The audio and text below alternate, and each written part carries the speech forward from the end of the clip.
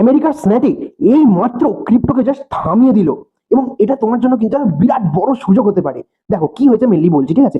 আমেরিকাতে একটা বিরাট বড় আইন ছিল যেটার নাম হচ্ছে ক্রিপ্টো ক্ল্যারিটি অ্যাক্ট। আর এই আইনটা পাস হলে কিন্তু বিটকয়েন, ইথিলিয়াম, সব ক্রিপ্টোর জন্য মানে বিটকয়েন এবং এর সাথে অল্ট কয়েন আছে এদের মধ্যে একটা পরিষ্কার রুল আসতো। কে রেগুলেট করবে, কিভাবে ট্রেড করবে, এবং সব থেকে মেন কথা একটা ক্লিয়ারেন্স আসতো এবং একটা ট্রান্সপারেন্সি আসতো। কিন্তু স্ন্যাট কি বললো? স্ন্যাট বললো না, এখন না, ভোটটাকে ভাই ঠেলে দিল প্রায় সামারের পরে। ঠিক আছে, তাহলে এখন মেনলি মার্কেট কি করছে? মার্কেট কিন্তু এখন জাস্ট কনফিউশনে আছে। ইনভেস্টার্সরা বুঝতেই পারছে না যে কখন ল আসবে, আদৌ আসবে কি না, এমনকি যদি আসেও কখন আসবে। আর এই কনফিউশনের মধ্যে কিন্তু একটা জিনিস চুপচাপ হয়, যেটা হচ্ছে স্মার্ট মানি কিন্তু আমাদের মার্কেটে এন্টার করে। আচ্ছা, একবার তুমি ভেবে দেখো যে 2021-এ যখন চায়না বললো যে ক্রিপ্টো পুরো ব্যান, মার্কেট কিন্তু তখন ধসে গেছিল।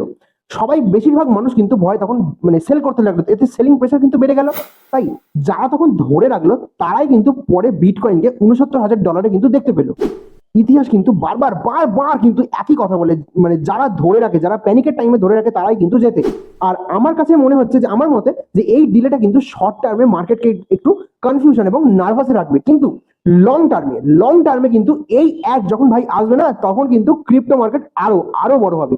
কারণ আইন মানে বড় বড় ইনস্টিটিউশন কিন্তু মার্কেটে ঢুকবে, আর বড় বড় ইনস্টিটিউশন ঢুকলে কি হয় সেটা আমরা সবাই খুব ভালোভাবেই জানি। তবে আমার এই অ্যানালাইসিস, এটা হচ্ছে আমার অ্যানালাইসিস। তবে তোমরা কিন্তু নিজেরা ডিসিশন নেওয়ার আগে সবসময় রিসার্চ করে দেখার চেষ্টা করবে, কারণ মার্কেট খুবই ভোলাটাইল। আর সব থেকে বড় কথা, এই অ্যাক্ট পাস হলে কোন ক্রিপ্টো সব থেকে বেশি বেনিফিট পাবে সেটা আমি কিন্তু আগেই কভার করবো বা কভার করার চেষ্টা করব।